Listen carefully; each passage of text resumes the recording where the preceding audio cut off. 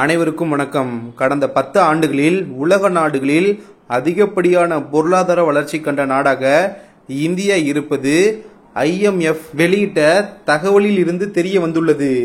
2014ஆம் ஆண்டு முதல் 2024ஆம் ஆண்டு வரையிலான 10 ஆண்டுகளில் உலகெங்கிலும் உள்ள பொருளாதாரங்கள் கோவிட்-19, ரஷ்யா உக்ரைன் மோதல்கள் மற்றும் மத்திய கிழக்கில் பதட்டங்கள் போன்ற பல்வேறு சவால்களை கண்டன.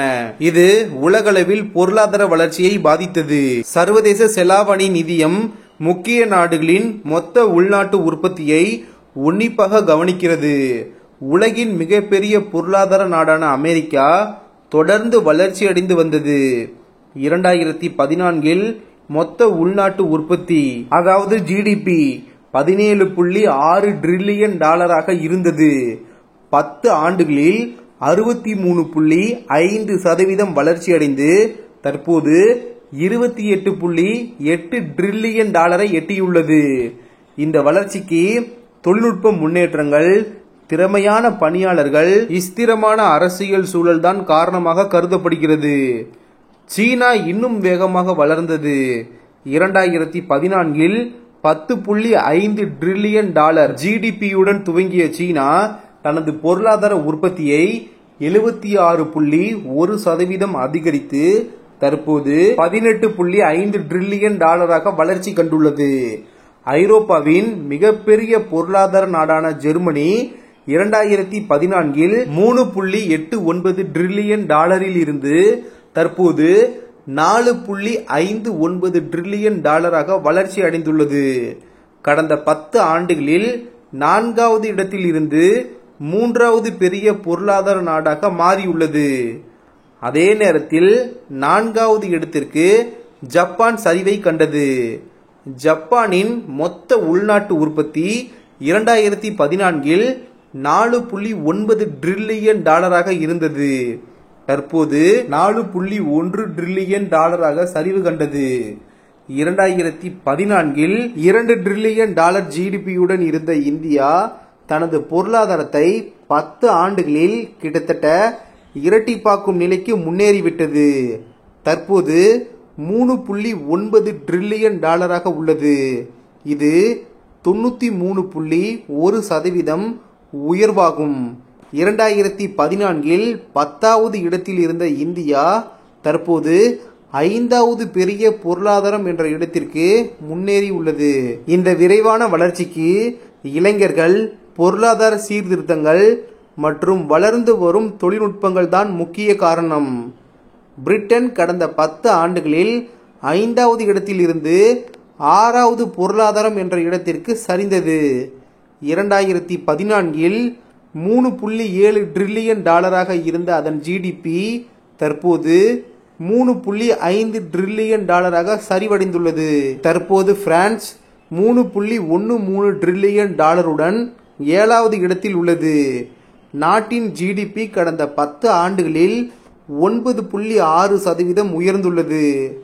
பிரேசில் ஒரு இடத்தை இழந்து இப்போது உலகின் 8வது பெரிய பொருளாதாரமாக உள்ளது.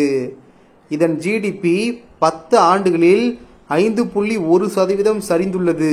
தற்போது இதன் GDP $2.33 டிரில்லியன் ஆகும். இந்த சரிவு நாட்டின் அரசியல் ஸ்திரத்தன்மை மற்றும் பொருளாதார பிரச்சனைகளை பிரதிபலிக்கிறது. மற்றொரு ஐரோப்பிய நாடான இத்தாலியின் பொருளாதாரம் 7.7% வளர்ச்சி அடைந்து தற்போது $2.3 டிரில்லியன் உடன் 9வது இடத்தில் உள்ளது.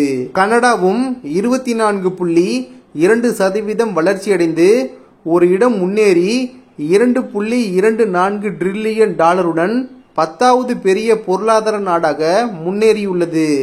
இதற்கு இயற்கை வளங்கள் மற்றும் அமெரிக்காவுடன் நல்லுறவு ஆகியவை காரணமாக உள்ளன. கடந்த 10 ஆண்டுகளில் அமெரிக்க பொருளாதாரம் வலுவாகவே உள்ளது. எனினும் சீனா, இந்தியா ஆகிய நாடுகள் பொருளாதாரத்தில் குறிப்பிடத்தக்க முன்னேற்றம் அடைந்துள்ளன என்று IMF நிபுணர்கள் கருதுகின்றனர். அடுத்த செய்தி, பாகிஸ்தானுடன் தொடர்ந்து பேச்சுவார்த்தை நடத்துவது என்ற சகாப்தம் முடிந்து விட்டதாக தான் நினைப்பதாக வெளியுறவுத்துறை அமைச்சர் எஸ் ஜெய்சங்கர் அவர்கள் தெரிவித்துள்ளார். மூலோபாய புதிர்கள், இந்தியாவின் வெளியுறவு கொள்கையை மறுவடிவமைத்தல் என்ற தூதர் ராஜீவ் சிக்ரி அவர்களின் புத்தக வெளியீட்டு விழாவில் பேசிய வெளியுறவுத்துறை அமைச்சர் இந்தியாவின் அண்டை நாடுகளுடனான உறவுகள் குறித்து வெளிப்படையாக பேசினார். அப்போது அவர், பாகிஸ்தான் உடனான இடைவிடாத பேச்சுவார்த்தையின் சகாப்தம் முடிந்துவிட்டது என்று நான் நினைக்கிறேன். பாகிஸ்தானின் செயல்களுக்கு விளைவுகள் உண்டு. ஜம்மு காஷ்மீரை பொறுத்தவரை சட்டப்பிரிவு 370 நிறைவேற்றப்பட்டுவிட்டது. அதில் மாற்றமில்லை. எனவே பாகிஸ்தானுடன் என்ன வகையான உறவை பற்றி சிந்திக்கலாம் என்பதுதான் இன்றைய பிரச்சனை. பாகிஸ்தான் உடனான உறவை பொறுத்தவரை தற்போதுள்ள நிலையை தொடர்வதில் இந்தியா திருப்தி அடையலாம் என்று ராஜீவ் சிக்ரி அவர்கள் தனது புத்தகத்தில் பரிந்துரைத்துள்ளார். சில நேரங்களில் ஆம் என்றும் சில நேரங்களில் இல்லை என்றும் இதற்கு பதில் சொல்லலாம். அமைதியாக இருப்பவர்கள் அல்ல நாங்கள். நிகழ்வுகள் நேர்மறையாக இருந்தாலும் எதிர்மறையாக இருந்தாலும் அதற்கு நாங்கள் எதிர்வினையாற்றுவோம். ஆப்கானிஸ்தானை பொறுத்தமாட்டில் இந்திய ஆப்கானிய மக்களுக்கு இடையேயான உறவு வலுவானதாக இருக்கிறது. ஆப்கான் சமூகத்தின் மீது இந்தியாவுக்கு நல்லெண்ணம் உள்ளது. ஆனால் நாம் ஆப்கானிஸ்தான் என்னும்போது அங்குள்ள அரசாங்கத்தின் அடிப்படைகள் குறித்து நாம் மறந்துவிடக் கூடாது என்று நான் நினைக்கிறேன். ஆப்கானில் சர்வதேச உறவுகளுக்கு மதிப்பிருக்கிறது. இன்று நாம் நமது ஆப்கானிய கொள்கையை மறுபரிசீலனை செய்யும் போது நமது நலன்கள் பற்றி நாங்கள் மிகவும் தெளிவாக கவனிக்கிறோம். நமக்கு முன்னால் இருக்கும் பரம்பரை ஞானத்தால் நாம் குழப்பமடையவில்லை. அமெரிக்க படைகள் இருக்கும் ஆப்கானிஸ்தான் அமெரிக்க படைகள் இல்லாத ஆப்கானிஸ்தானில் இருந்து மிகவும் வித்தியாசமானது. இதற்காக நாம் அந்நாட்டை பாராட்ட வேண்டும். வங்கதேசத்தை பொறுத்தவரை அந்த நாடு சுதந்திரம் அடைந்ததிலிருந்து அந்த நாடுடனான நமது உறவு மேலும் கீழுமாக இருந்துள்ளது. தற்போது அங்கு ஆட்சி மாற்றம் ஏற்பட்டுள்ளது. இது பாதிப்பை ஏற்படுத்தலாம். அதே நேரத்தில் பரஸ்பர நலன்களை கண்டறிவதில் நாங்கள் ஆர்வமாக உள்ளோம். இதற்காக தற்போதுள்ள அரசுடன் இந்தியா பேச்சுவார்த்தை நடத்தும். மியான்மருடனான உறவை பொறுத்தவரை ஒரே நேரத்தில் அது நெருக்கமாகவும் தொலைவாகவும் உள்ளது. அங்குள்ள அரசாங்கம் மற்றும் பிற சக்திகளுக்கு இடையே ஒரு சமநிலையை கண்டறிய வேண்டும். ஏனெனில் அதுதான் உண்மை என தெரிவித்தார். அடுத்த செய்தி, சமீபத்திய தேசிய நலன் அறிக்கையானது அமெரிக்காவிடமிருந்து F-35A போர் விமானத்தை இந்தியா வாங்குவதற்கான சாத்தியக்கூறுகள் பற்றி புதிய விவாதங்களை தூண்டியுள்ளது. அதன் தற்போதைய மல்டிரோல் ஃபைட்டர் ஏர்கிராப்ட், சுருக்கமாக சொன்னால் MRFA டெண்டரை மாற்றி அமைக்கலாம். கடந்த ஆண்டு ஏரோ இந்தியா விமான கண்காட்சியில் F-35களின் ஈர்க்கக்கூடிய காட்சி சீனாவின் அதிகரித்து வரும் உறுதியுடன் இணைந்து இந்தியாவின் விமானப்படையில் F-35ஐ ஒருங்கிணைப்பதன் சாத்தியமான மூலோபாய நன்மைகள் பற்றி விவாதங்களை தூண்டியுள்ளது. F-35இன் தொழில்நுட்பம் மற்றும் மேம்பட்ட திறன்கள் இந்தியாவை குறிப்பாக ஈர்க்கின்றன. ஏனெனில் அது அதன் இராணுவத்தை நவீனப்படுத்தவும் சீனா மற்றும் பாகிஸ்தான் அச்சுறுத்தல்களை எதிர்கொள்ளவும் முயல்கிறது.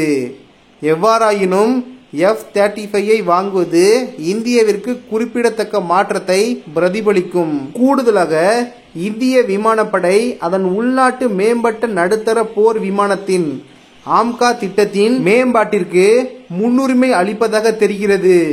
இது F-35இன் சாத்தியமான கையகப்படுத்தலை மேலும் சிக்கலாக்குகிறது. இந்தியாவின் வான் பாதுகாப்பு தேவைகளுக்கு F-35 ஒரு கவர்ச்சியான தீர்வை வழங்கும் அதே வேளையில் அதன் கையகப்படுத்தலில் பல தடைகள் உள்ளன. புவிசார் அரசியல் சிக்கல்கள், ரஷ்யாவுடனான இந்தியாவின் நீண்டகால உறவுகள் மற்றும் அதன் சொந்த 5ஆம் தலைமுறை போர் விமானத்தை உருவாக்குவதில் IAF கவனம் செலுத்துவது ஆகியவை இதில் அடங்கும். இந்தியாவின் போர் விமான திட்டத்தின் எதிர்காலம் நிச்சயமற்றதாகவே உள்ளது. F-35 ஒரு நம்பிக்கைக்குரியது ஆனால் சவாலான விருப்பத்தை குறிக்கிறது. இந்தியா தனது சிக்கலான புவிசார் அரசியல் நிலப்பரப்பில் தொடர்ந்து பயணித்து அதன் இராணுவத்தை நவீனமயமாக்கும் போது F-35 வாங்குவதற்கான முடிவு சந்தேகத்திற்கு இடமின்றி ஒரு முக்கியமான ஒன்றாக இருக்கும். இந்த வீடியோ இன்ஃபர்மேட்டிவாக இருந்தால் சேனலை சப்ஸ்கிரைப் செய்து கொள்ளுங்கள். நன்றி. ஜெய் ஹிந்த்.